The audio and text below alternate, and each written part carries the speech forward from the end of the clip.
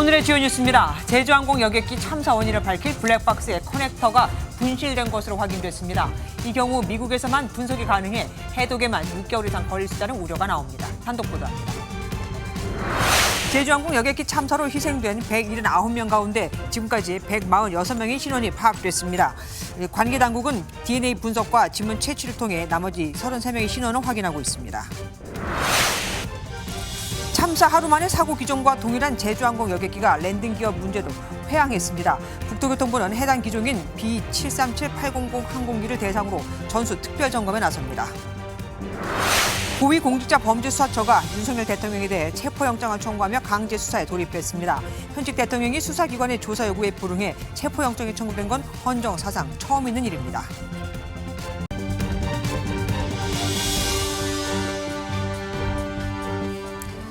오늘 뉴스7은 항공기 참사 소식으로 시작을 하겠습니다. 사고 여객기는 사고 직전 48시간 동안 13차례나 운항을 한 것으로 드러났습니다. 심한 날에는 하루에 7차례나 운항을 할 정도로 운항이 잦았는데 전문가들은 운항 전에 충분히 정비를 했는지 짚어봐야 한다고 지적을 합니다. 먼저 이상엽 기자가 보도합니다. 사고 여객기의 기체 등록 기호를 검색하자 최근 이틀간 운항 이력이 나옵니다. 사고 직전 48시간 동안 모두 13번을 운항하며 6개국을 오갔습니다. 사고가 나기 이틀 전에는 하루에 7차례를 빠듯하게 비행했고 공항에서는 대체로 1시간 남짓 머물렀습니다. 항공기는 이착륙 때마다 기체 주요 부분을 점검하는데 체류 시간이 줄어들면 점검할 시간도 줄어듭니다. 제주항공은 올해 3분기 기준 보유 여객기 한 대당 월 평균 운송 시간은 418시간으로 국내 6개 항공사 가운데 가장 길었습니다. 연말 실적을 위해 무리하게 운항을 늘린 것이 아니냐는 목소리가 나오지만 항공 전문가들은 운항 전 점검을 충분히 했는지가 중요하다고 지적했습니다. 우리나라 항공사들이 그 국토부 규정에 의해서 정해져 있는 부분도 있고 그 시간을 안 지키게 되면은 과징금이라고 해서 그 금액이 상당히 크거든요. 제주항공 역시 무리한 운항이나 정비 소홀은 없었다고 해명했습니다. 시간을 제작사 매뉴얼에 따라 가지고 또 우리 국토부가 인가해 준 어떤 그런 시간에 맞춰 가지고 계속적으로 점검을 하고 있습니다. 제주항공은 어제 국토교통부에 항공 정비 이력을 제출했습니다. 정부는 관제탑 교신 이력과 블랙박스, 정비 이력 등을 분석해 사고 원인을 분석할 예정입니다. MBN 뉴스 이상엽입니다. 사고 이틀째 국토교통부가 추락 직전 해당 여객기가 어떻게 운항을 했는지 그 동선을 공개했습니다. 조종사의 메이데이 구조 신호는 3번 있었고 조류 충돌로 기체에 문제가 생긴 직후부터 관제탑과 교신이 원활치 않았던 것으로 드러났습니다. 한범수 기자가 재구성해봤습니다. 국토교통부가 발표한 사고 여객기의 동선입니다. 오전 8시 54분 사고기는 관제탑으로부터 남쪽에서 북쪽으로 향하는 활주로 01로 착륙하라는 허가를 받습니다. 3분 뒤 관제탑에서 조류 활동을 주의하라는 경고가 전달됩니다. 다시 2분 뒤 조종사가 조류 충돌로 인해 조난 신호인 메이데이를 연겁 후 3번 말합니다. 오전 9시 1차 착륙을 하지 못한 여객기는 다시 떠올라 복행을 시도하고 9시 1분에 활주로 01이 아닌 활주로 19 방향으로 착륙하도록 허가가 내려집니다. 1분 뒤 동체 착륙이 이뤄지고 활주로를 지나는 오버런으로 콘크리트 둔덕과 외벽에 충돌합니다. 메이데이 선언 이후 관제사와 조종사 간 교신이 원활치 않았던 정황도 새롭게 드러났습니다. 복항하는 과정에서 관제사하고 지시 유도하는 과정이 있습니다. 이제 그 과정에서 어느 순간에 그 소통이 좀 원활치 않고 단절되고 그렇게 착지를 하고 충돌하는 그런 상황으로 좀 전개된 걸로 저희가 지금 그렇게 일단 파악을 하고 있습니다. 국토부 설명을 종합하면 메이데이 선언 이후 관제사가 활주로 19 방향 착륙을 유도했지만 무선 장치 고장으로 조종사가 제대로 따르지 못했을 수 있습니다.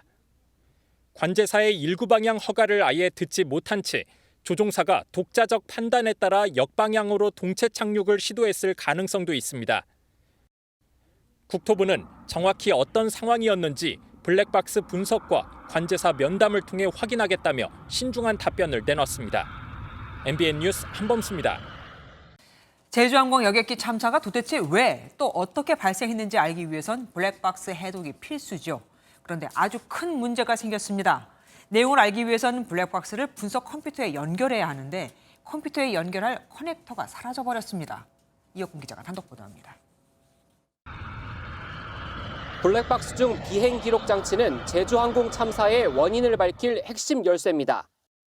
네모난 전원 박스에 동그란 소화기 모양의 저장소가 붙어 있는 형태인데 사고 후 두 부품이 분리되긴 했지만 모두 찾았습니다. 그런데 MBN 취재 결과 비행 기록 장치를 분석 컴퓨터와 연결할 커넥터가 분실된 것으로 확인됐습니다. 국토교통부 항공철도 사고조사위원회 관계자는 커넥터가 떨어져 나가 블랙박스 안에 내용을 확인할 수가 없다고 밝혔습니다. 이 경우 비행 기록 장치를 미국 국가교통안전위원회 NTSB에 보내야 분석이 가능합니다. 또 우리나라에서 그거를 읽을 수 있는 방법이 없는 거죠. 어떤 식으로 이렇게 데이터를 받거나 읽을 수 있는 방법이 없으니까. 통상 미국의 블랙박스 분석을 맡길 때 배편에 실어 보내는데 이러면 운송에만 많은 시일이 걸립니다. 항철이는 이번 참사의 심각성을 고려해 조사관이 비행 기록 장치를 직접 들고 항공기에 타 미국으로 가는 방안을 검토 중입니다. 실제 비행 기록 장치를 미국에 보내게 되면 블랙박스 해독에만 6개월 이상 걸릴 수 있어 사고 원인 규명이 지연될 거란 우려가 나옵니다. MBN 뉴스 이혁근입니다. 사고조사위가 현장에서 수거한 블랙박스를 분석하고 있지만 방금 들으신 대로 핵심 부품인 커넥터가 사라졌으니 사실상 손을 못 쓰고 있습니다. 원인 규명이 지연되는 건 기본, 최악의 경우 정확한 규명이 어려워지는 게 아니냐는 우려가 나오는데요. 국토교통부에 나가 있는 취재기자 연결해 보겠습니다. 김경기 기자. 네, 국토교통부입니다. 블랙박스 분석 작업 어쩌죠? 네, 그렇습니다. 일단 훼손 상태가 얼마나 심한지, 어느 수준까지 조사가 가능한 상태인지 정확하게 확인한다는 계획입니다. 무한 사고 현장에서 회수된 블랙박스는 김포공항에 있는 항공철도사고조사위원회 분석실로 오늘 오후에 이동이 완료됐는데요. 도착 즉시 분석 작업이 시작됐습니다. 밤부터는 미국에서 입국한 교통안전위와 보잉사 관계자 등과의 본격적인 합동조사도 시작됩니다. 하지만 현재로서는 핵심 부품인 커넥터가 분실된 것으로 알려지면서 원인 규명 작업이 늦춰지는 것 아니냐는 관측이 제기됩니다. 특히 블랙박스가 원인 규명의 핵심이 되는 만큼 최악의 경우 정확한 사고 원인을 밝혀내지 못하는 것 아니냐는 우려가 나옵니다. 이런 가운데 정부는 이번 사고 기종인 보잉 737-800에 대해 특별 전수 점검에 들어갔습니다.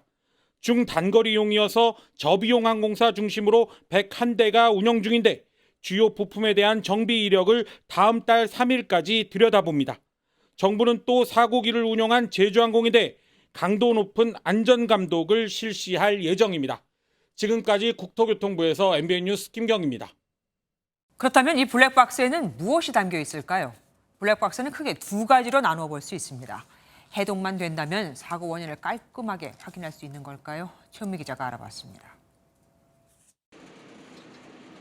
여객기에는 두 개의 블랙박스가 있습니다. 고도와 랜딩 기어 상태 등을 기록하는 비행 기록 장치와 조종실 내 대화 내용 등을 녹음한 음성 기록 장치입니다. 비행 기록 장치에는 마지막 25시간의 3차원 비행 경로와 각 장치의 단위별 작동 상태가 담겨 있습니다. 분석하면 비행기의 고도와 속도, 자세, 조종면의 움직임은 물론 엔진의 추력과 랜딩 기어 작동 여부까지 확인할 수 있습니다. 비행 기록 장치가 비행기의 움직임을 알려준다면 음성 기록 장치는 조종실 내부 상황을 알 수 있는 열쇠입니다. 기장과 부기장 등 승무원 간 대화는 물론 관제기관과 승무원의 교신 내용과 조종실 내 각종 경고음까지 기록돼 있습니다. 훼손되지 않았다면 엔진이 정지될 때까지 마지막 2시간 상황이 고스란히 담겨 있습니다. 모든 것들은 그 장치, 블랙박스 안에 당시 상황들이 아마 담겨 있어. 블랙박스 그 안에 아마 그 내용을 좀 봐야 정확한 상황을 좀 알 수 있을 것 같습니다. 다행인 건 두 블랙박스 모두 추락 시 충격을 최소화하기 위해 기체 꼬리 부분에 설치됐다는 점입니다. 일부 훼손된 것으로 확인됐지만 최대 1100도씨 고온에서 1시간 이상을 버티고 추락 시 충격에서도 중력의 3,400배까지 견딜 수 있게 설계됐다는 게 전문가들의 설명입니다. MBN 뉴스 최은미입니다. 탑승 인원 181명 가운데 승무원 2명을 제외하고 끝내 생존자는 나오지 않았습니다. 모든 인원의 시신을 수습했지만 아직 수십 명은 지문을 확인할 수 없는 지경입니다. 지문 등록이 안 돼 있는 어린이도 있을 수 있고요. 사고 현장에 나가 있는 취재기자 연결해 보겠습니다. 백길종 기자, 수색 작업 어떻게 진행이 되고 있습니까? 지나 다시 밤이 됐지만 수색 작업은 여전히 진행 중입니다.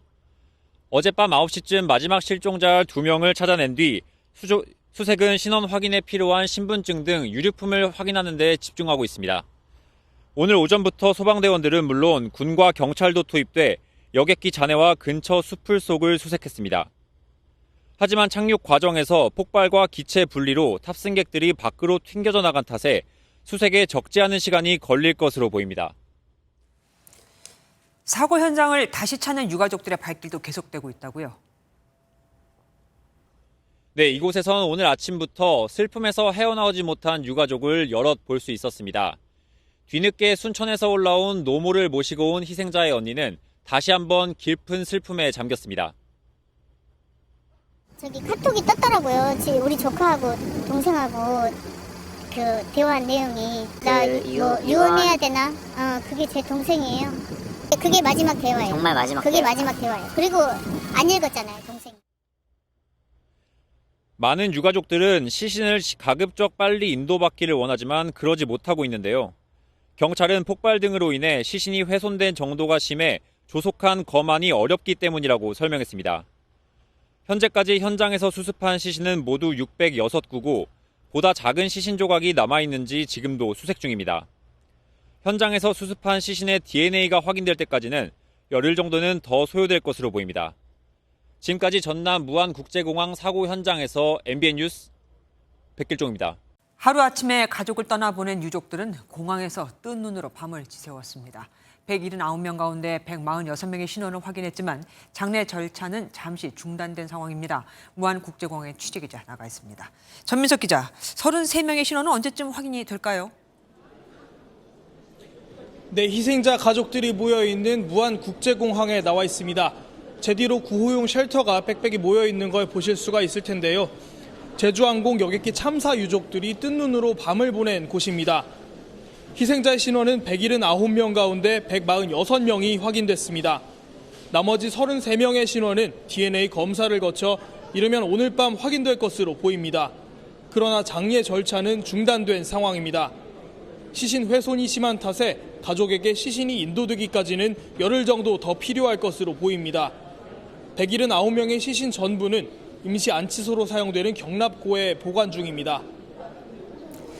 합동 분향소 설치를 두고 잡음도 있었다고요? 네, 사고 희생자를 기리는 합동 분향소는 무안 스포츠파크에 마련됐습니다. 오늘 오전 11시부터 추모하는 발길이 계속 이어지고 있는데요. 다만 유가족 대부분이 있는 공항과는 10km쯤 떨어진 장소입니다. 전라남도는 유가족 협의회의 요청에 따라 이곳 공항 1층에도 별도의 분향소를 만들기로 했습니다. 내일부터는 전국 17개 시도에 분향소가 설치될 예정입니다. 지금까지 무안국제공항에서 MBN 뉴스 전민석입니다. 희생자들의 안타까운 사연도 전해지고 있습니다. 팔순을 맞아 일가족 9명이 이 비행기를 탔다가 모두가 변을 당한 경우도 있었고 군청 현직 공무원 4명과 퇴직 공무원 4명이 연말을 맞아 함께 여행을 다녀오다 한꺼번에 목숨을 잃은 사연도 있었습니다. 정치훈 기자가 희생자 이웃을 만나봤습니다. 딸의 성화에 못 이겨 잔치 대신 첫 해외여행에 나섰던 팔순 부부. 딸 둘과 사위, 어린 손자들까지 9명이 함께한 여행이었습니다. 참변을 당한 집 앞에는 손녀딸이라며 애지중지 키우던 반려견만 주인을 기다립니다. 마이크 노래도 부르고 춤도 추고 막 크리스마스 날 끝나도 다 안 했는데 그냥 버리고 가버렸어.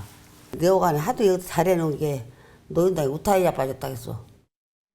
잘 다녀오겠다는 인사가 마지막이 됐습니다. 나 25일 날 8시에 출발해서 가래에 걸더라고. 예, 잘 구경 오고 오십시오. 내가 그랬어요. 그 소식 듣자마자 울고불고 난리 났다, 여기 동네가.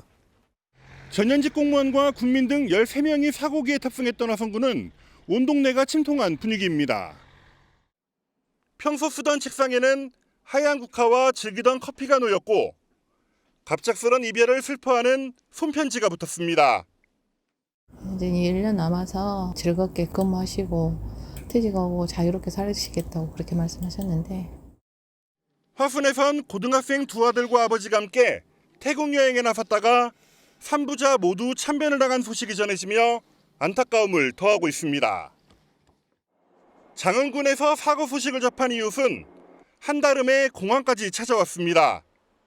평소 살갑게 농사일까지 거들어주며 형제처럼 지냈지만 이제 볼 수 없습니다. 감히 물어볼 수가 없어요. 와서도 어깨만 짚었는데도 그냥 눈물을 흘리고. 이번 제주항공 참사 희생자 181명 가운데 광주와 전남이 157명으로 대부분을 차지했습니다. MBN 뉴스 정춘입니다. 그런데 이 와중에 또 다른 제주항공 여객기가 오늘 급하게 회항하는 일이 벌어졌습니다. 이륙 직후 주말 사고 때처럼 또 랜딩 기어에서 이상이 발견된 건데 대형 참사 하루 만에 같은 회사, 같은 기종에서 이런 일이 발생하니 탑승객들은 불안에 떨어야 했죠. 제주항공이 같은 기종으로 대체편을 마련했지만 일부 승객들은 이 비행기를 타지 않았습니다. 홍조 기자입니다. 김포공항에서 제주로 출발한 제주항공 7C101편에서 결함이 발견된 건 오전 7시쯤입니다. 바퀴 등 이착륙에 필요한 장치인 랜딩 기어에 이상이 있다는 신호가 감지된 겁니다. 기장은 항공기에 탑승한 161명의 승객에게 이 사실을 알렸고 7시 25분쯤 김포공항에 다시 착륙했습니다. 이번에 회항한 항공편도 보잉 737-800으로 무안공항 참사와 같은 기종입니다. 승객들은 놀란 가슴을 쓸어내려야 했습니다. 전날에도 그런 일이 있었고 해서 저도 이제 9개월 된 딸아이와 아내가 같이 있었는데 많이 좀 불안에 떨었던 것 같습니다. 제주항공 측은 같은 기종으로 대체편을 마련했지만 일부 승객은 비행기를 타지 않았습니다. 김포로 돌아온 뒤 21명은 탑승을 포기했고 나머지 승객들은 대체 항공편을 이용해 다시 제주로 출발했습니다. 제주항공은 운항에 문제가 없었지만 예방 차원의 조치였다며 탑승을 포기한 승객들에겐 환불을 진행했다고 밝혔습니다. 통제센터와 이제 교신을 해서 다시 이제 계기 조작을 했고요. 정상 작동이 됐습니다. 안전 점검을 필요하다라는 기장의 판단 아래. 하지만 하루 만에 같은 기종에서 게다가 사고 원인으로 지목되는 랜딩 기어에서 이상이 발견돼 불안감은 사그라들지 않을 전망입니다. MBN 뉴스 홍지호입니다. 제주항공엔 참사 하루 만에 취소가 7만 건 가까이 접수됐습니다.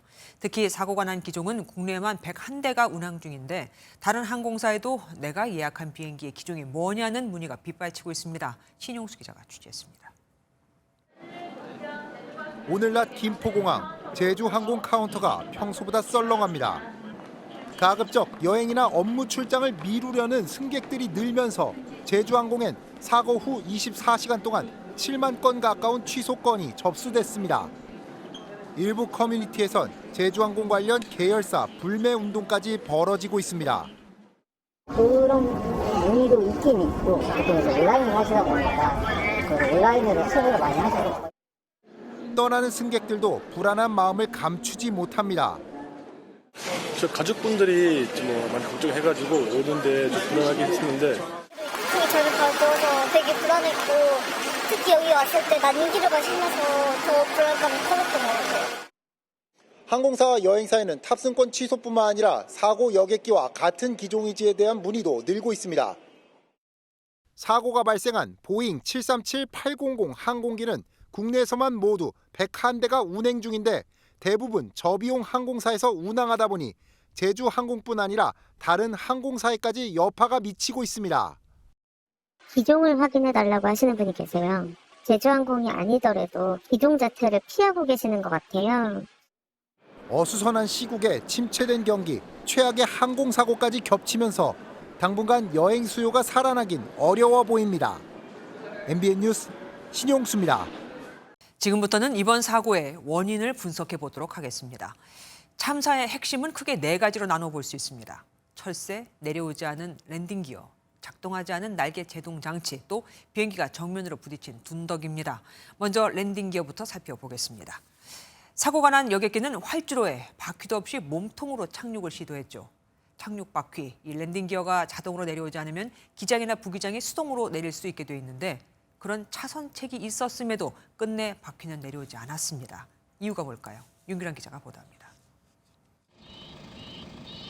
항공기는 보통 730에서 760m 상공에서 자동으로 랜딩 기어가 작동해 착륙 바퀴가 내려옵니다. 이 바퀴는 땅에 착륙 시 충격을 흡수해주고 속도를 줄여주는 역할을 합니다. 만약 어떤 이유로 랜딩 기어가 내려오지 않는다면 기장이 수동으로 조작할 수도 있습니다. 부기장 조종석 뒤에는 줄을 당겨 랜딩 기어를 내릴 수 있는 레버가 있는데 이 레버를 당기면 20초 안에 잠금 장치가 풀려 바퀴가 내려옵니다. 일각에선 랜딩 기어가 내려오지 않은 사실을 조종사들이 몰랐을 수도 있다는 점을 제기하지만 그럴 가능성은 희박합니다. 300m 상공에서도 착륙 바퀴가 내려오지 않으면 조종석에 시끄러운 경고음이 울리기 때문입니다. 긴박한 상황에서 2명의 기장이 수동으로 랜딩 기어를 작동할 여유가 없었을 수가 있습니다.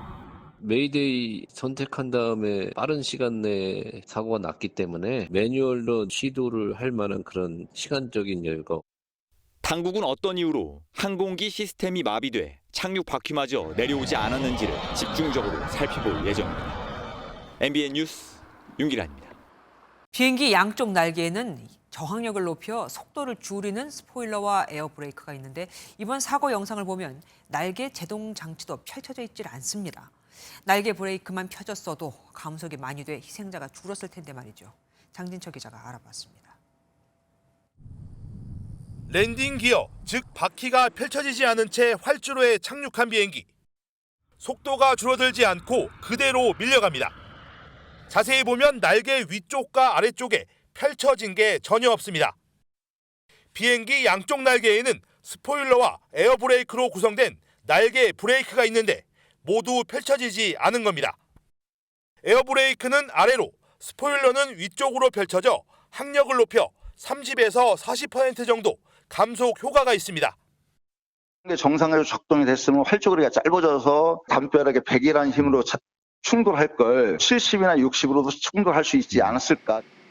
날개 브레이크는 랜딩 기어와 마찬가지로 유압으로 작동합니다. 유압도 전기 장치로 만들어지는데 엔진에 있는 전기 발생 장치가 엔진이 멈추면서 함께 작동을 멈췄을 가능성이 있습니다. 또 날개 브레이크는 랜딩 기어가 바닥에 닿는 동시에 자동으로 작동합니다. 그런데 이번 사고에는 랜딩 기어가 펼쳐지지 않아 착륙을 인식하지 못했을 가능성도 있습니다. 기어가 안 내려갔으니까 비행기가 바닥에 닿다는 인식을 못한 거지, 자동적으로. 그러니까 스포일러가 안 올라간 거지. 또 수동으로 작동할 수 없을 정도로 시간적인 여유가 없었을 가능성도 제기되고 있습니다.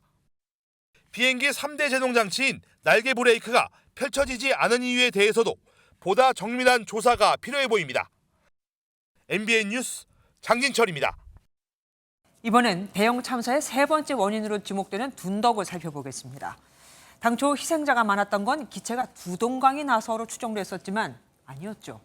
활주로 끝에 있는 둔덕에 비행기가 부딪히면서 1차 사고가 났고 그 뒤 기체가 나뉜 것으로 드러났습니다. 특히 이 둔덕은 그 안에 콘크리트 구조물이 들어있었습니다.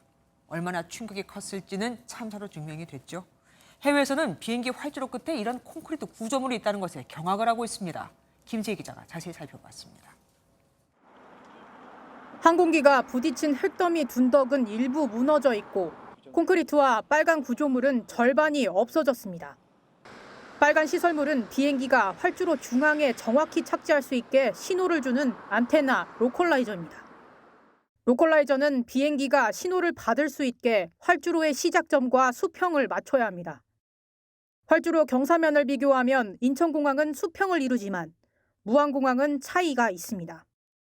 그래서 무안공항은 활주로 양끝의 경사도의 차이를 없애기 위해 2m의 둔덕을 만들고 그 위에 로컬라이저를 설치했습니다. 흙과 잔디로 덮인 둔덕 내부는 콘크리트로 로컬라이저를 지지하고 있습니다. 로컬라이저를 지탱하는 콘크리트 구조물을 지면 아래에 심은 인천공항과는 둔덕 높이가 확연히 차이 납니다. 국토교통부는 무안공항처럼 둔덕에 콘크리트를 설치한 경우는 여수공항과 포항경주공항 두 곳이라고 밝혔습니다. 현재까지 실제 일부 공항들은 구조물 재질에 대한 규정이 없어 하나의 공항 안에 구조물을 통일하지 않고 콘크리트를 포함해 여러 방식을 섞어 사용한 상태입니다. 방위각 시설을 어떤 토대 위에 놓냐, 그는 상당히 공항별로 좀 다양한 형태가 있는 것으로 저희가 파악을 하고 있습니다. 무안공항의 로컬라이저가 항공법을 위반하지는 않았지만 튀어나온 콘크리트 둔덕으로 충돌 당시 기체가 두 동강 나고 화염이 발생할 정도로 엄청난 충격이 가해졌을 것으로 추정됩니다. MBN 뉴스 김세희입니다. 해외 전문가들은 이 둔덕을 콘크리트로 만들었다는데 의문을 제기하고 있습니다. 공항은 랜딩 기어 없이도 착륙할 수 있도록 지어져야 하는데 왜 활주로에 이렇게 단단한 벽이 있냐 이겁니다. 미국 국가교통안전위원회가 국제 표준에 맞게, 그 기준에 맞게 공항이 지어졌는지 조사하기 위해 오늘 한국에 도착했습니다. 김태희 기자입니다. 지난 2015년 히로시마 공항 활주로 이탈 사고 당시 사진입니다. 착륙하던 여객기가 활주로를 벗어나 6m 높이의 착륙 유도 장치인 로컬라이저에 부딪혔지만 뚫고 지나가 1km를 더 가서 멈췄습니다. 로컬라이저는 둔덕이 아닌 평지에 세워졌고 콘크리트는 바닥 부분에만 타설돼 있습니다. 활주로를 오버런 할 거를 예상해서 보통 그게 이제 로컬라이저가 300m에 있고 그게 이제 밑에 자체가 콘크리트로 돼 있는 그게 거의 없어요. 영국 히드로 공항의 최근 사진을 봐도 로컬라이저가 평지에 금속 재질로 설치돼 있습니다. 해외 항공 전문가들은 공항에 콘크리트 벽이 왜 있는지 의문을 제기했습니다. I don't know who designed that, but it's too much. Why do you need that right after the runway? 로컬라이저는 항공기가 충돌하더라도 쉽게 파손되도록 설치하는 게 국제 규정이라며 이 부분에 대한 조사가 필요하다고 주장했습니다. Obstructions and barriers of this type that are close to the runway. Does the airport meet the standard design criterion for an international airports? 미국 국가교통안전위원회는 사고 여객기 제조사인 보잉사와 미 연방항공청을 포함한 조사팀을 꾸려 사고 조사를 지원할 예정입니다. MBN 뉴스 김태희입니다. 참사의 핵심 원인 네 번째, 철새입니다. 새가 엔진으로 빨려 들어갔다고 하니까요. 취재진이 오늘 여객기 사고 시각에 무안국제공항 상공을 촬영했는데 수차례 철새 떼를 목격할 수 있었습니다. 사실 무안공항 근처에는 철새 도래지가 3곳이나 있습니다. 장덕진 기자가 현장 취재했습니다. 제주항공 사고 여객기가 활주로에 착륙하기 전 관제탑에서는 버드 스트라이크, 조류 충돌 위험을 경고했습니다. 08시 57분 관제탑에서 조류 활동 주의라는 조언을 내렸습니다. 이 경고 직후 기장은 조난 신호인 메이데이를 선언하고 6분 만에 활주로를 이탈해 공항 외벽에 충돌했습니다. 무안국제공항은 철새 도래지 3곳으로 둘러싸여 있습니다. 공항을 중심으로 위쪽에는 해안가와 갯벌이, 아래쪽에는 저수지가 있어 모두 철새들이 살기에 최적의 장소입니다. 환경부와 국립생물자원관 조사에 따르면 지난 13일부터 사흘간 저수지에서는 철새 1,700마리, 해안가와 갯벌에서는 12,000마리 넘게 관찰됐습니다. 무안공항과 불과 2km 떨어진 인근 저수지입니다. 지금도 수면 위에는 철새들이 떠 있는데요. 조금만 날아가면 곧바로 활주로가 나옵니다. 실제 여객기 사고가 발생한 오전에 무안공항 상공에서 철새 수천 마리가 비행하는 모습이 카메라에 잡혔습니다. 정확한 사고 원인은 조사가 필요하지만 철새 서식지와 공항이 인접한 만큼 대비가 더 필요했다는 지적이 나옵니다. 언제 많은 새들이 이동을 하고 또 어느 높이 고도에서 움직이고 데이터를 충분히 잘 고려를 해서 예측을 해가지고 대비를 하는 과정이 좀 더 필요하지 않았었을까. 무안국제공항은 지난 2020년 활주로 확장 사업 당시부터 조류 충돌의 위험이 크다는 경고를 받았습니다. MBN 뉴스 장덕진입니다. 이처럼 평소에도 새떼가 자주 출몰하지만 무안국제공항엔 조류를 퇴치하는 인력과 장비가 턱없이 부족했습니다. 새떼를 탐지하는 장비는 아예 없었고 사고가 일어난 아침 시간대에는 조류 퇴치자가 단 한 명 근무하고 있었습니다. 이승민 기자입니다. 활주로로 접근하는 항공기 엔진에서 화염이 발생합니다. 사고 여객기 엔진으로 새가 빨려 들어가면서 생긴 불꽃으로 보입니다. IOD라고 그래요. 인터널 오브젝트 데미지. 이제 그런 상황이 가장 위험한 상황이죠. 그러면 엔진을 이제 계속 돌리지를 못하고 멈추거나 그렇게 돼요. 무안국제공항에서는 이번 말고도 최근 5년간 버드 스트라이크가 10건 발생했습니다. 운항 항공편을 고려해 계산한 발생률은 전국 14개 지방공항 중에 가장 높아 김포공항의 5배 수준입니다. 하지만 무안공항의 조류 퇴치 인력은 하위권으로 4명이 전부입니다. 김포공항 23명, 제주공항 20명, 김해공항은 16명의 전담 인력을 운용하고 있는 것과 비교하면 턱없이 부족합니다. 일근자가 있고 교대 근무자가 있는데 교대 근무자가 이제 3조로 운영되고 있다. 거기까지 파악이 됐습니다. 게다가 사고가 일어나기 직전인 9시까지는 단 한 명이 공항 주변 조류를 쫓았던 것으로 확인됐습니다. 장비도 턱없이 부족합니다.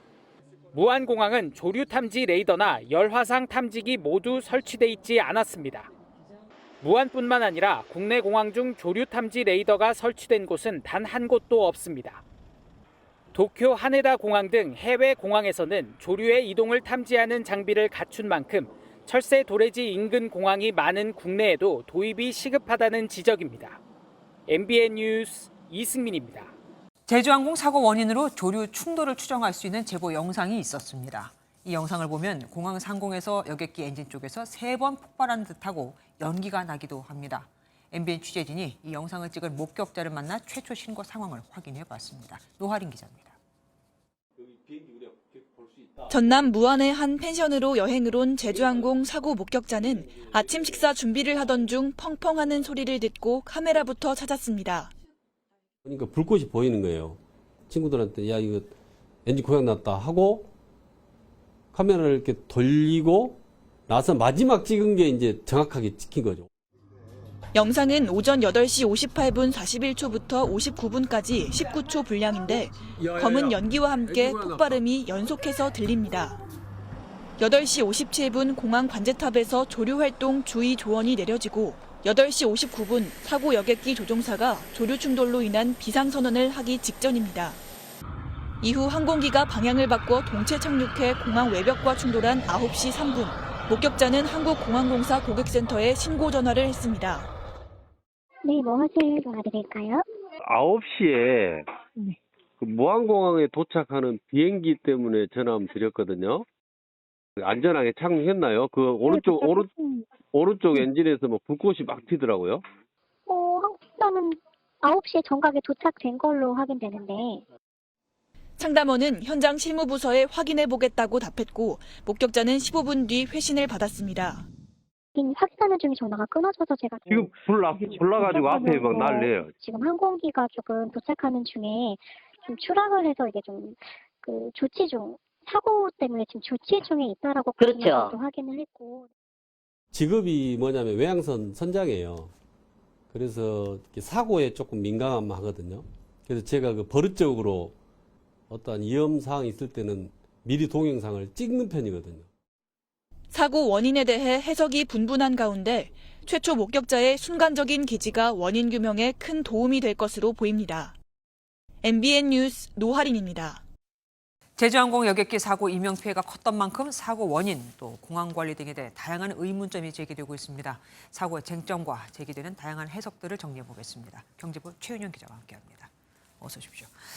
활주로의 동체 착륙 지점에 대해서 논란이 많습니다. 좀 더 일찍 착륙했더라면 좀 길이가 있으니까 네. 좀 더 낫지 않았을까 싶거든요. 네, 이 여객기는 활주로의 3분의 1 지점에 착륙한 네. 것으로 지금 전해지고 있습니다. 그러니까요. 착륙 시도는 보통 활주로 시작점부터 한 400m 지점에서 시작이 된다고 합니다. 그래야 제동도 할 수 있고 착륙까지 이어지니까요. 그런데 무안공항 활주로 같은 경우는 길이가 2.8km 정도밖에 되지 않습니다. 지금 활주로 연장 공사가 진행 중이기 때문에 실제 네네. 이용 가능한 거리는 게다가 더 짧아져서 2.5km 정도밖에 되지 않습니다. 네. 동체 착륙을 하려면 바닥과의 마찰로 착륙을 해야 되기 때문에 평상시보다 더 충분한 3km 정도의 활주로가 필요한데 네. 지금 그렇지 못한 상황에서 비상 착륙을 하게 된 겁니다. 네. 국토부는 오늘 오후 브리핑에서 이 메이데이 조난 신호 이후에 교신이 원활하지 않았다는 관제사 면담 내용도 일부를 전했습니다.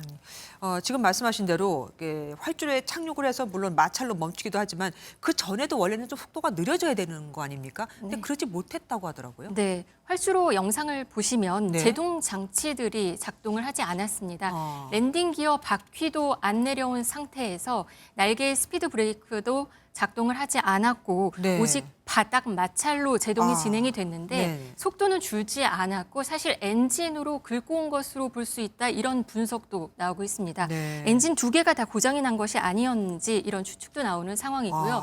아니면 기체의 결함 여부 아니면 조종사의 과실 여부도 함께 판단되어야 한다고 전문가들은 전하고 있습니다.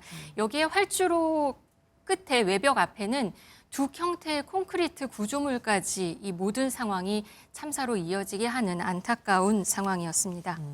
목격자들 중에는 마을을 피하려고 기장이 일부러 그렇게 움직인 게 아니냐는 말도 나오더라고요. 네, 주변에는 민가들이 꽤 많습니다. 네. 지도를 보셔도 확인이 가능한데요. 이 현장 목격자 가운데서는 마을 위 상공에서 이 사고 여객기가 보였는데 좀 움직임이 이상했고 마을을 피하려는 듯했다. 이런 얘기도 전해지고 있습니다. 물론 목격자의 상대적인 생각일 수도 있겠지만 이런 얘기도 전해지고 있는 상황에서 보면은 혹시 어쩌면 조종사는 비상 상황에 더 큰 피해를 막기 위한 선택을 한 것이 아니었을까 이렇게 예상도 해볼 수 있겠습니다.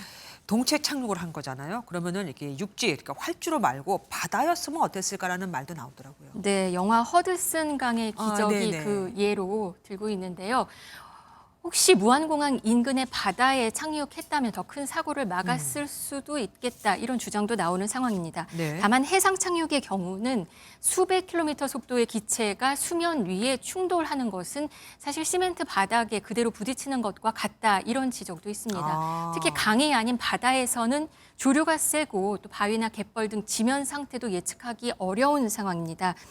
양쪽 날개가 동시에 스무스하게 내린다고 하면 몰라도 약간이라도 틀어지면 물과 공기 저항이 다르기 때문에 기체가 완전히 돌아버릴 수도 있다는 그런 설명도 나오는 통째가 이렇게 상황입니다. 돌아갈 수도 있다는 얘기군요. 네, 그렇죠. 왜 이런 참사 일어나는 건지 언제쯤 알 수 있을까요? 아까 뭐 잠깐 관제사와 면담 내용 나오기도 했었는데. 네.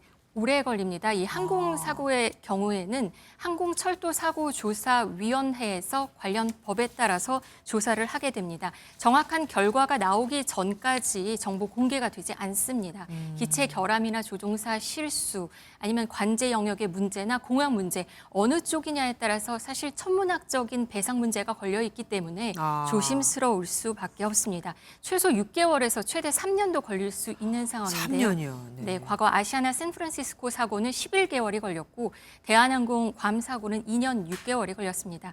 국토교통부는 오늘 브리핑에서 정부 조사가 진행 중이어서 정확한 내용은 파악하기가 어려운 상황이다. 이렇게 계속 강조를 했습니다. 최대한 빨리 발표는 하겠다고 한 상황입니다. 그러니까 하나하나 단편적인 건 얘기하지 않고 종합해서 네. 한꺼번에 발표를 하는군요. 예, 지금까지 경제부 최윤영 기자와 함께했습니다. 사망자들의 신원이 속속 확인되면서 제주항공 측은 유가족들의 의사를 존중해 장례 절차를 진행하겠다고 밝혔습니다. 희생자들의 장례비도 전담하겠다고 덧붙였죠. 보상 논의도 시작할 예정입니다. 이승훈 기자입니다. 사고 발생 이틀째 제주항공은 재차 고개를 숙였습니다. 장례 절차와 관련해서는 유가족들의 의사를 존중해 진행하겠다고 밝혔습니다. 저희 직원들이 유가족들을 모시고 장례식장으로 모시고 필요한 장례 절차를 돕도록 하겠습니다. 유가족들이 원하는 방식, 절차를 존중할 것이며 제주항공은 오늘 추가 파견한 37명을 포함해 300여 명의 직원이 현장에서 유족들의 장례 절차를 돕고 있다고 밝혔습니다. 기체에 탑승했던 태국인 2명의 유가족들도 오늘 도착할 예정이라면서 통역을 대동해 유해 확인 절차를 돕기로 했습니다. 뭐든지 최선을 다해서 책임을 지고 어떤 조치도 달게 받도록 하겠습니다. 다시 한번 사죄의 말씀을 드립니다. 보상 논의도 시작됐습니다. 어젯밤 늦게 보험사가 입국한 만큼 협의를 시작하는 단계라고 밝혔습니다. 제주항공의 모기업인 애경그룹도 어젯밤 사과문을 통해 그룹 차원의 지원을 아끼지 않겠다고 고개를 숙였습니다. 유가족과 논의 끝에 제주항공은 희생자의 장례비를 전액 지원하기로 했습니다. MBN 뉴스 이승훈입니다. 어제에 이어 오늘도 무안 현장을 찾은 최상목 대통령 권한대행은 분향소를 찾아 희생자를 추모하고 유족들을 위로했습니다. 또 유가족들이 답답해하거나 궁금해하는 일이 없도록 통합지원센터를 운영하겠다고 밝혔습니다. 강서영 기자입니다. 최상목 대통령 권한대행은 오늘 오후 무안 스포츠파크에 마련된 제주항공 여객기 참사 희생자 합동 분향소를 찾았습니다. 최 권한대행은 안타깝게 돌아가신 179분을 기억하고 더 안전한 나라를 만드는 데 전력을 다하겠다는 내용의 조문록을 쓴 뒤 헌화하며 묵념했습니다. 이후 무안공항으로 이동해 유가족들을 만나 위로의 말을 건넸습니다. 유족들은 조속한 신원 확인과 시신 인계, 무안공항 분향소 설치를 건의했고 최 대행은 최선을 다해서 처리하겠다고 답했습니다. 앞서 오늘 오전 정부 서울청사에서 열린 4차 중앙재난안전대책본부 회의에서도 최 권한대행은 사고 수습 과정에서 유가족과 부상자의 뜻을 최우선하라고 당부하기도 했습니다. 정부는 유가족과 부상자의 뜻을 최우선으로 하여 가용자원을 총동원하겠습니다. 유가족 지원, 부상자 치료 등에 한치의 소홀함이 없도록 하겠습니다. 또 유가족이 궁금해하거나 답답해하지 않도록 통합지원센터를 운영하고 사고 원인 조사 결과가 나오지 않더라도 조사 과정을 유족에게 투명하게 공개하겠다고도 했습니다. MBN 뉴스 강서영입니다. 제주항공 여객기 참사 뒤 어제 한강에 떠있던 유람선에서 불꽃놀이가 진행됐습니다. 서울시가 애도 분위기를 감안해 행사를 하지 말아달라고 요청했지만 강행을 한 겁니다. 박은채 기자가 취재했습니다. 서울 여의도 앞 한강 위 유람선에서 형형색색의 불꽃이 터집니다. 제주항공 여객기 참사가 일어나고 불과 9시간 반 만에 강행한 한강 한류 불꽃 크루즈 행사입니다. 비통한 분위기 속에 때 아닌 불꽃을 즐겼다는 비판이 SNS에서 잇따르자 주최 측이 결국 사과에 나섰습니다. 해외 여행객들이 단체로 예약을 했던 상황이라 미숙한 판단을 했다며 고개를 숙였습니다. 관광업계가 조금 어려웠는데 말아야 될 행동을 해가지고 죄송합니다. 유람선 허가권이 있는 서울시가 행사 취소 요청을 했는데도 업체 측은 운항을 강행한 걸로 드러났습니다. 서울시는 해당 업체에 6개월 동안 유람선 운항을 금지하는 중징계를 내렸습니다. 정부가 다음 달 4일 밤 12시까지 애도 기간을 선언한 가운데 국가적 애도 분위기 속에 전국에서 연말 행사 취소나 단축이 잇따르고 있습니다. 지난 28일부터 세계 인플루언서들이 모여 새해 새벽까지 축제를 벌이려던 서울콘 공연도 3일차인 오늘부로 중단을 결정했습니다. 재하의종 타종 행사도 공연과 퍼포먼스를 취소하고 타종식만 진행하기로 했습니다. 강원 강릉시는 경포, 정동진에서 진행될 예정이던 새해맞이 불꽃놀이를 하지 않기로 했고 경기 고양시도 해맞이 행사를 취소한다고 밝혔습니다. MBN 뉴스 박은채입니다. 최상목 대통령 권한대행은 우원식 국회의장을 만나 무안 제주항공 참사 대책 등 현안을 논의했습니다. 시기가 시기인 만큼 싸우는 모습을 보이진 말아야겠죠.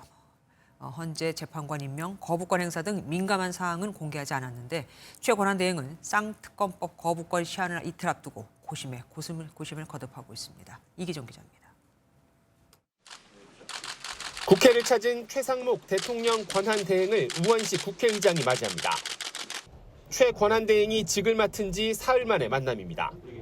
검은 근조 리본을 단 두 사람의 면담은 엄숙한 분위기에서 진행됐는데 참사 이튿날인 만큼 통상적인 공개 발언도 하지 않았습니다.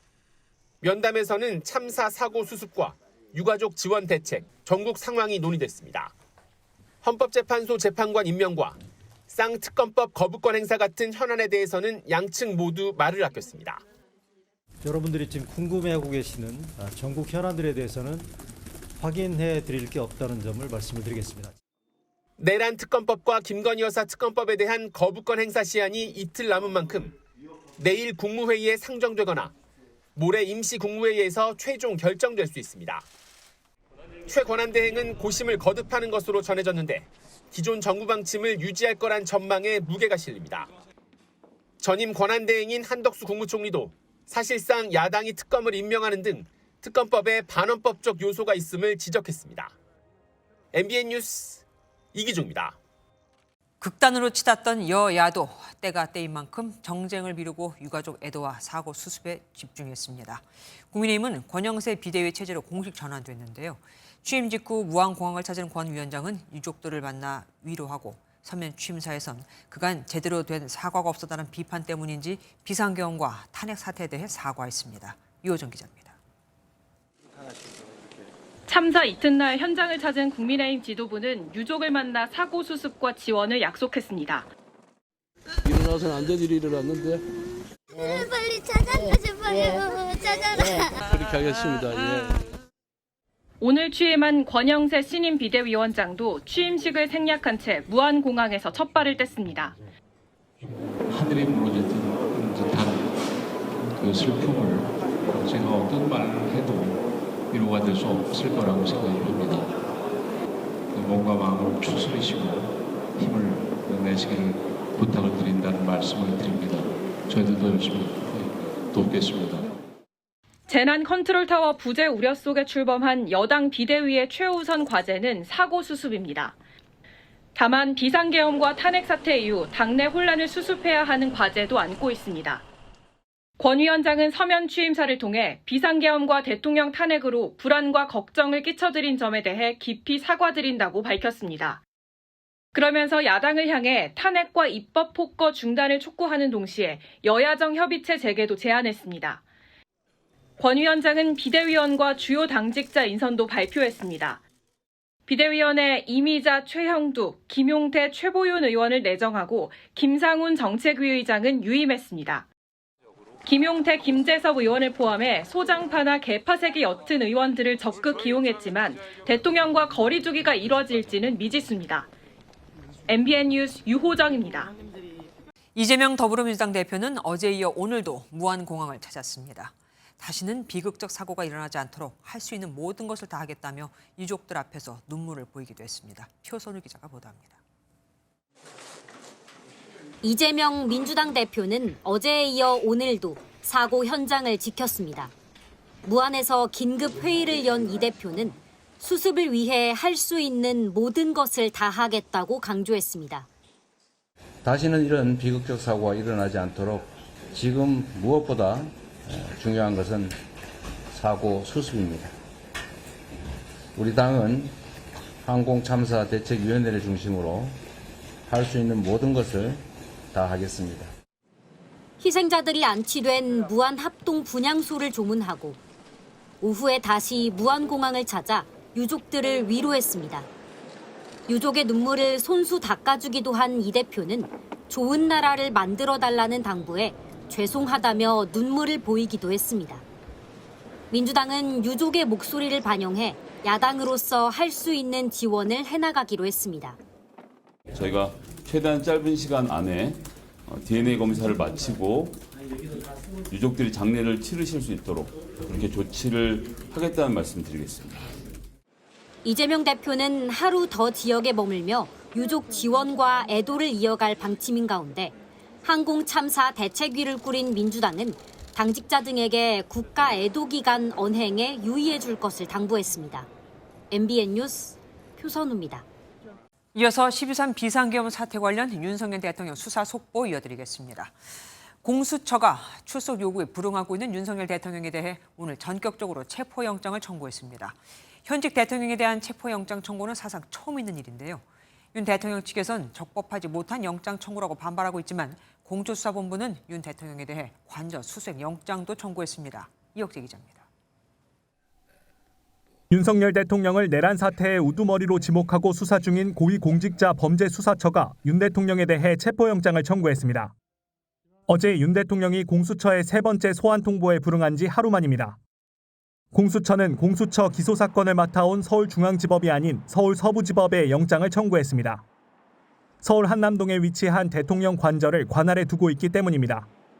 수사기관이 현직 대통령을 상대로 체포영장을 청구한 건 헌정사상 처음 있는 일입니다.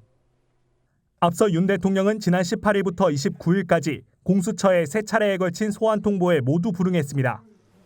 통상 3차례에 걸친 출석 요구에도 피의자가 적절한 사유 없이 응하지 않으면 수사기관은 체포영장을 청구합니다.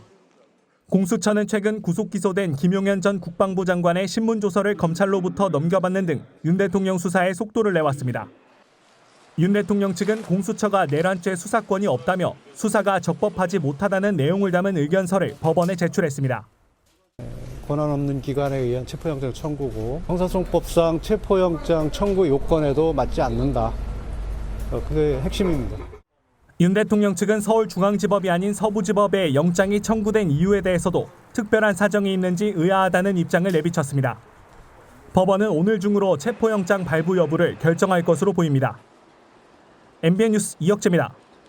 공수처는 체포영장 청구서에 윤석열 대통령을 내란 범죄 수괴로 적시한 것으로 알려졌습니다. 앞서 검찰은 김용현 전 국방부 장관을 재판에 넘기면서 윤 대통령이 현장에 있던 사령관들에게 정치인 체포 등과 관련해 구체적인 지시를 내린 사실도 밝혀냈죠. 공수처가 왜 윤 대통령을 내란 수괴로 보는 건지, 조사의 핵심 쟁점은 뭔지 우종환 기자가 정리해드리겠습니다.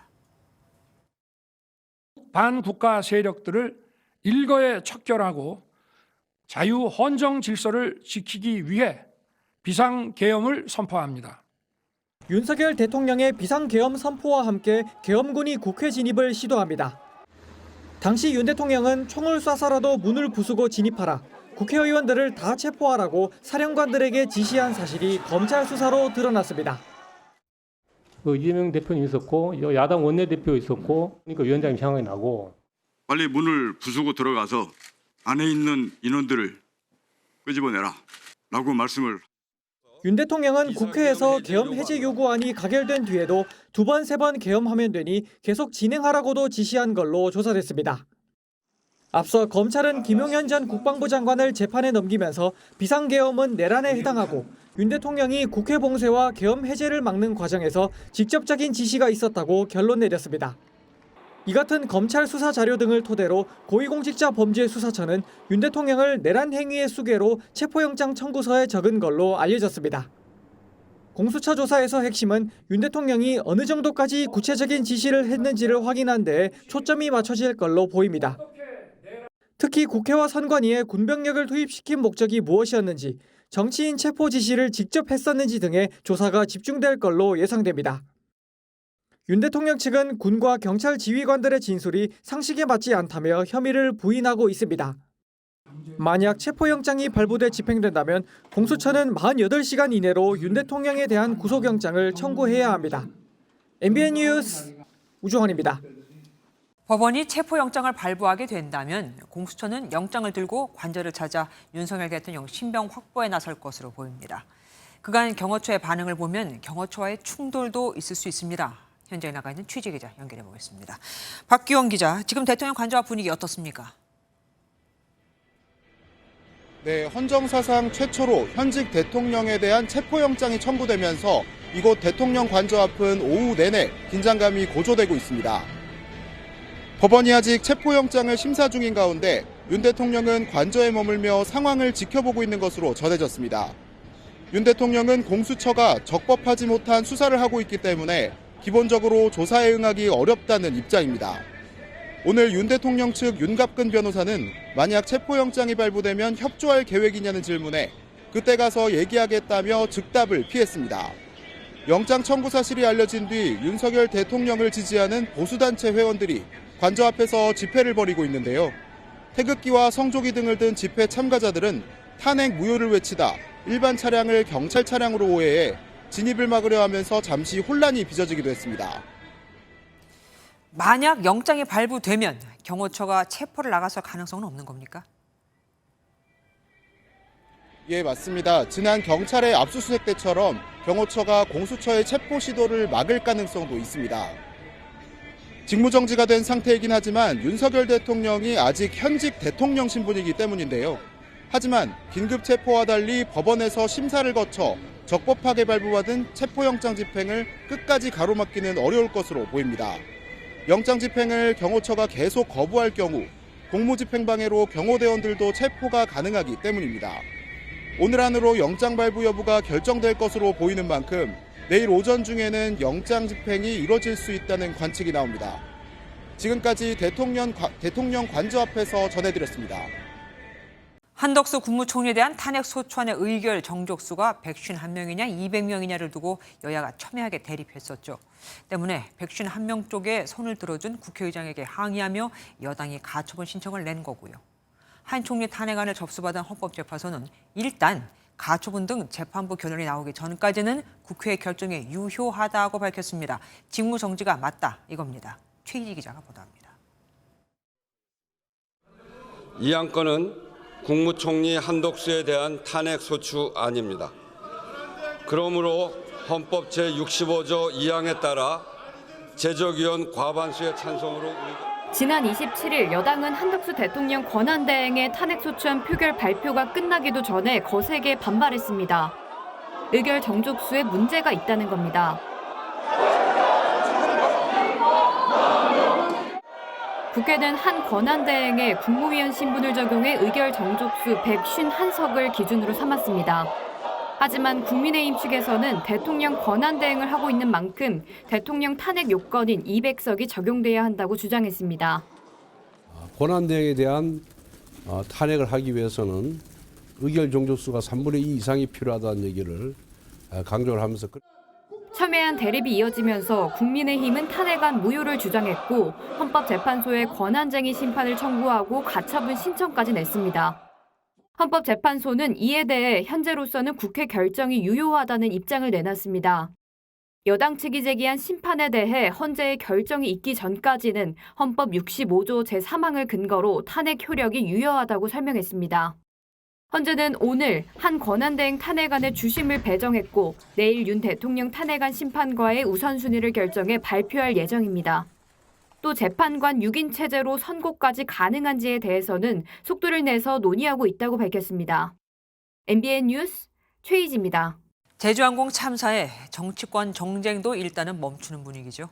더불어민주당이 그동안 강하게 밀어붙였던 쌍특검법과 헌법재판관 임명에 대해 목소리를 자제하고 있는 건데 그러면서도 할 건 해야 하지 않겠냐 하는 분위기가 읽힙니다. 그게 오히려 나라를 더 안정시키는 길이라고요. 주진희 기자입니다. 더불어민주당은 정쟁이라는 말조차 정쟁 요소가 있다며 피하고 사고 수습에 집중하겠다는 입장입니다. 특히 최상목 권한대행이 쌍특검법에 대한 거부권 행사 가능성이 점쳐지는 데 대해서도 말을 아꼈습니다. 거부권 행사 등은 다 국무회의에서 하는 조치니까 정부가 하는 일이고 저희는 일단 참사 수습에 전력을 다할 계획입니다. 섣불리 탄핵을 이어가다 참사 수습에 민주당 책임론이 불거질까 경계하는 것으로 보입니다. 다만 일선 의원들 사이에서는 최 대행을 향해 할 일은 해야 한다는 압박도 이어지고 있습니다. 그러한 얘기를 하는 것은 국가 애도기관이 아니더라도 옳지 않습니다. 빨리 헌법재판관을 임명해 주는 것이 특히 대통령 권한대행으로서 할 일이다.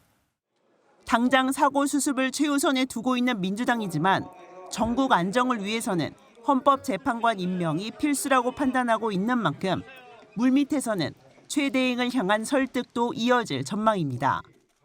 MBN 뉴스 주진희입니다. 국민의힘도 애도 기간엔 정쟁을 멈추자는 분위기입니다. 하지만 일각에선 민주당이 탄핵을 남발한 결과 대통령도 국무총리도 또 행안부 장관도 없는 상황이죠. 사고 대응에 차질이 우려된다는 볼멘 소리가 나오는 만큼 애도 기간이 끝나는 대로 여당에서 야권을 향한 공세가 본격화될 것이라는 예측이 나옵니다. 김도현 기자입니다. 제주항공 여객기 사고로 국민의힘도 정쟁을 멈추고 애도 기간에 돌입했습니다. 국민의힘은 모든 현안은 잠시 미루고 당력을 사고 수습에만 집중하겠다고 밝혔습니다. 국가 애도의 기간입니다. 정치권은 일체의 정략적 정쟁을 내려놓아야 합니다. 국가적인 애도와 위로의 시간에 집중해야 합니다. 여당에선 이번 여객기 사고 여파로 또 다른 국정위기가 찾아올까 노심초사하는 분위기도 감지됩니다. 국민의힘 소속 한 의원은 대통령과 총리, 장관들이 공백인 상황에서 권한대행이 사고 수습과 경제, 외교까지 총괄할 수 있겠냐며 우려를 나타냈습니다. 애도 기간이 끝나면 야당을 향한 공세가 시작될 것이란 예측도 나옵니다. 당장 박수영 의원은 규모가 큰 재난의 신속한 사고 수습은 국무총리가 본부장을 맡는 게 관례라며 민주당의 줄탄핵으로 총리와 장관이 없는데 어떡할 거냐고 비판했습니다.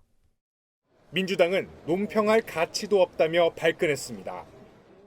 유가족들의 절규가 안 들려요? 국가적 참사에서 여당 의원이란 사람이 정쟁을 합니까? 또 허구한 날 야당 대표 공격하고 야당 공격에서 뭐가 잘 됐습니까?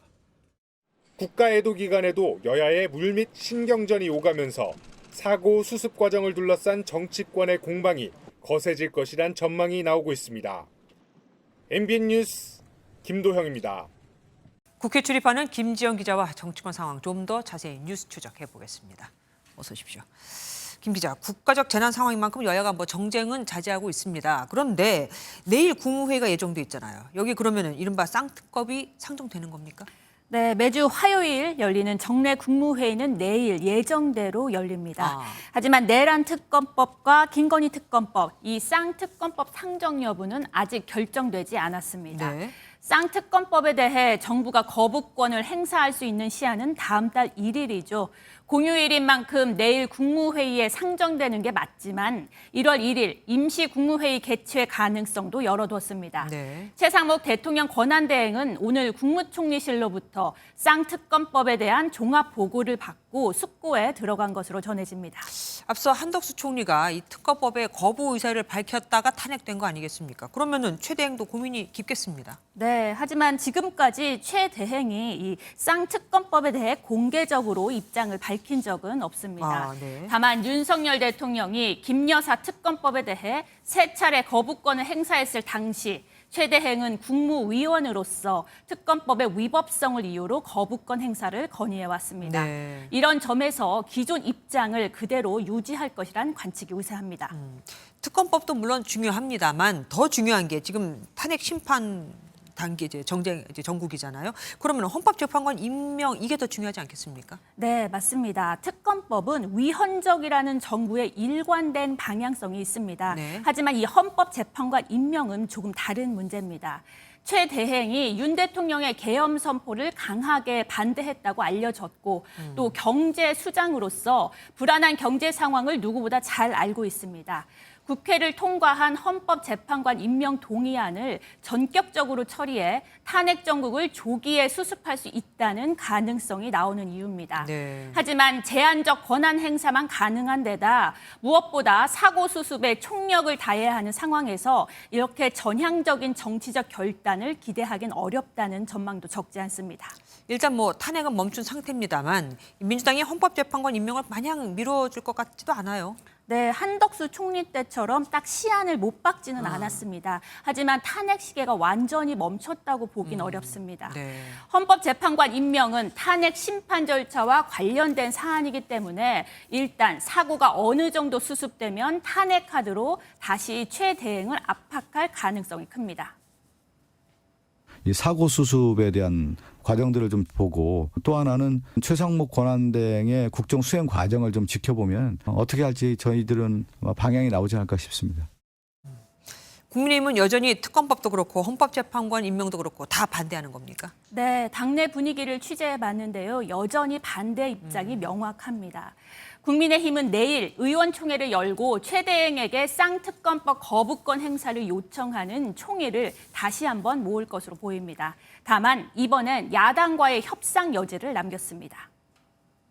거부권 행사에 대해서 국회로 되돌아온다라면 저희들은 이 부분에 대해서는 야당과 위헌적인 조항을 삭제하는 방법을 해서 충분히 이거는 협상을 할 용의가 있다는 말씀을 드립니다. 대안 없이 반대만 하다가 민심과 완전히 동떨어질 것이란 위기감이 반영된 건데요.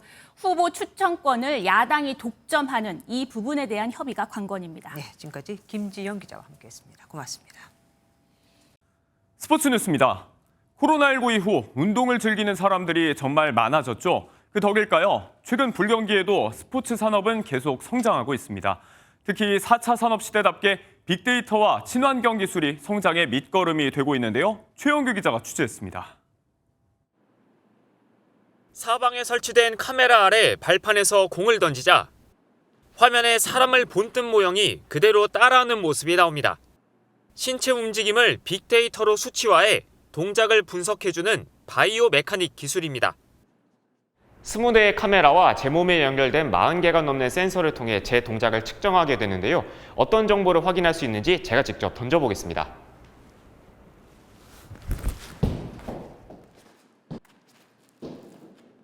제가 던질 때 발은 얼마나 뻗는지, 그리고 골반과 팔꿈치는 얼마나 사용하는지 등 다양한 정보를 한 번에 확인할 수 있습니다. 신체 부위별로 자세한 수치를 분석해 어디에 힘을 더 쓰고 덜 쓰는지 쉽게 알 수 있어 프로야구 선수들도 유용하게 사용하고 있습니다. 신체 분절이나 관절에서 나타나는 움직임들을 해부학적으로 설명을 해드리고 그 부분들이 효율적으로 나타날 수 있도록 이렇게 좀 적용을 시키고 있습니다. 한 번 쓰고 버려지는 코르크 마개는 산책로나 경기장 바닥재로 다시 활용되기도 합니다.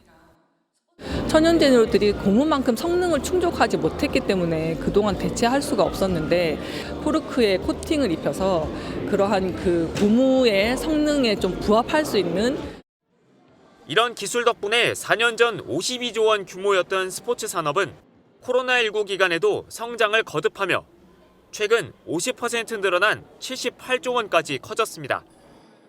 정부도 스포츠 산업을 신성장 동력으로 삼아 2028년까지 100조 원 넘는 규모로 키울 계획입니다. 스포츠 산업의 해외 진출을 위한 발판을 마련하고 지속 가능한 발전뿐만 아니라 K스포츠의 세계화를 통해 대한민국의 국제적 위상을 코로나19와 경기 침체에도 꾸준히 몸집을 키워온 스포츠 산업. 더 튼튼한 대한민국을 만드는 든든한 디딤돌이 되어주고 있습니다. MBN 뉴스 최영규입니다. 올해 마지막 날인 내일도 큰 추위 없겠습니다. 아침 기온이 영하 3도로 오늘보다는 기온이 낮아지긴 하겠지만 한파 수준의 심한 추위는 아니겠고요. 새해 첫날 낮 기온은 영상 8도까지 올라서 포근함이 감돌겠습니다. 당분간 기온은 이렇게 평년보다 높아 올해 새밑 한파는 없겠습니다. 오늘은 종일 하늘이 흐린 가운데 곳곳에 가끔 비나 눈이 내렸는데요.